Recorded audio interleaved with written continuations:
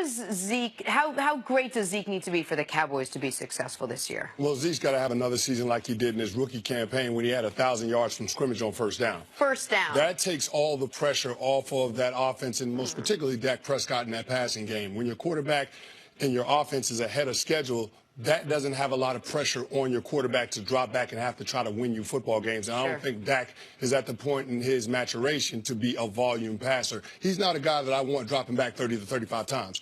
I want Dak Prescott dropping back somewhere between 18 and 25 times, and I want to be able to turn around and hand the ball off to Ezekiel Elliott 20 to 25 times, allow that offense and that running back to be the hammer and really control time of possession, being able to control field position, move the sticks, and that's how we're going to win football games. The Dallas Cowboys in 2016, they won 13 games because they controlled time of possession, they kept a bad defense off of the field, and they didn't put too much on a rookie passer. That's their formula. That's what Ezekiel Elliott has to do in order for this Dallas Cowboys team to have a successful year. Remember, looking at Dak's stats from last year, he had 16 total turnovers. 10 of them came during that 6-game Ezekiel Elliott suspension. But listen, the template you're describing, where you're basically going to, I don't want to say win despite your quarterback, but not ask your quarterback to go out there and win you a bunch of games. There's two ways that can work. You either have a very good defense to complement your running game, or your running game is the best in the league by a wide margin, by a full standard deviation. Like, what you're asking them to do doesn't work if Zeke rushes for 1,350 yards, and 1,350 yards might win you the rushing title. Like, that is the level of expectation you're talking about, and I agree with you. So what are you looking at, 1,500? 1,600. Yes. What we saw from DeMarco Murray in 2014. It's going in that direction. That's what it has to be. In 2016, he only played 15 games, and he was less than 15 yards away from 2,000 yards from scrimmage, and he had 16 touchdowns. That's what I'm talking about.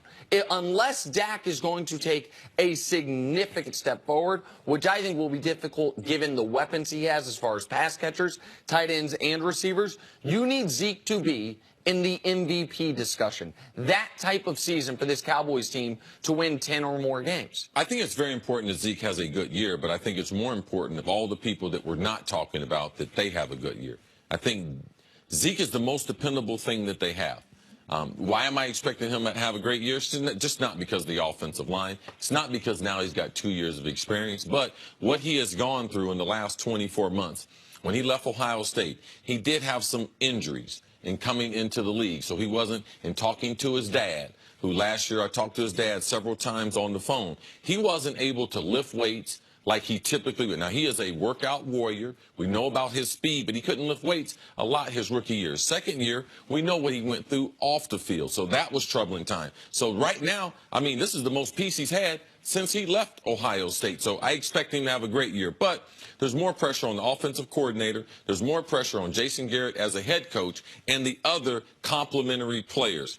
Allen Hurns, Terrence Williams, Cole Beasley, all these players and these coaches, they have to come up with the game plan that they can get explosive plays. You run the ball in the NFL to control the clock and to help your defense, but you score points in the passing game. So regardless of how much y'all talk about Zeke, 13, 1,500, all those numbers are just a footnote. If they don't make big plays and have a consistent passing game, they will be an 8-8 football team. But Chris, what is their path towards a big passing game with what they have now, the complement of players? Or do you think they're not done yet? Well, I think they're going to have to use the width of the field because they don't have a receiver that has deep speed, so they can't stretch defenses vertically. So they're going to have to use the small, quick guys, give them the ball in space, Cole Beasley, Tavon Austin, get them the ball in space, make defenders miss, pick up yards that way, move the chains. But ultimately, I think the most pressure is probably going to be on that offensive line because that's a group that didn't live up to expectations last year. And I know Tyron Smith was dealing with the back injury.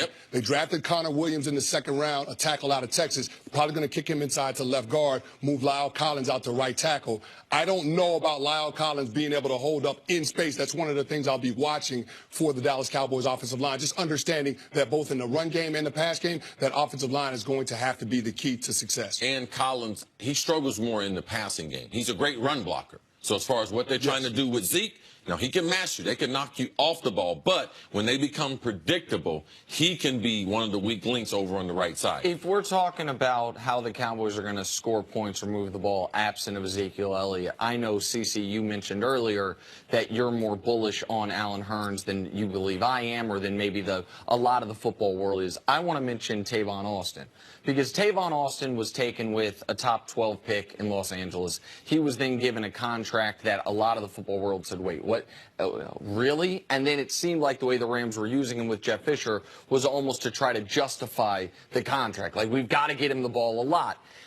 But that doesn't mean he's not a quality player, right? It doesn't mean that he can't be helpful, even if in Los Angeles we looked at, well, he shouldn't be the 4th highest paid receiver in the league. How do you guys see? Because they're going to use him as more of a running option, screens, jet sweeps, than he was used in Los Angeles, where he was an undersized receiver. How much of a dynamic playmaking threat do you think Tavon gives them that they didn't have last year? What I think they'll do is I believe that they'll have a three-headed monster. We know Zeke's going to get predominantly most of those carries. Zeke also has to be a better receiver out of the backfield. I look for that in year number 3 to be a special part of his game. But I told you, I mentioned a guy before, Bo Scarborough, the 7th-round pick out of Alabama. It's back to the days when Dallas had a running back named Marion Barber. Yes. And he scored all those touchdowns. So the 1-2 punch between him, now we have a change of pace in Tavon Austin. He's not a wide receiver. He is a specialty player, running back specialty player, going sideline to sideline. So what do we see Nick Foles when they struggled last year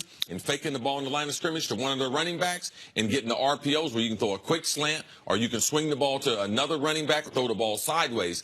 These are the things that you have to see in Dallas's offense. A lot like Dak did when he was in college, a lot like Tavon Austin did when he was in college. Also, the RPOs. Watch Ohio State when they thrashed Alabama. That's what they ran Zeke on. So all the talent that they do have with Cole Beasley, it leads to them going sideline to sideline better than they've been able to do. Yeah, I think the offensive passing game has to be more geared toward getting the ball out of Dak Prescott's hands quickly with a lot of those RPOs. Similar to what Doug Peterson tried to do with some elements with Nick Foles when he became the starting quarterback with the Philadelphia Eagles. I just don't want Dak trying to throw the ball or push the ball down the field, because I don't think that he has the personnel to be able to do so. But I also don't believe that he's developed as a passer to be able to do that consistently and win games that way. So it's going to have to be get the ball out of his hands, 2 guys that can make plays, make people miss in space. That's how they're going to have success in the passing game. But again, it has to be in tandem with the running game. And the running game has to make sure to keep that offense out of long downs and distances. You don't want to become predictable in your passing game with Dak Prescott and these skill position players right now. Cris Canny, thank you so much. Great insight, as always. Coming up, is the process broken?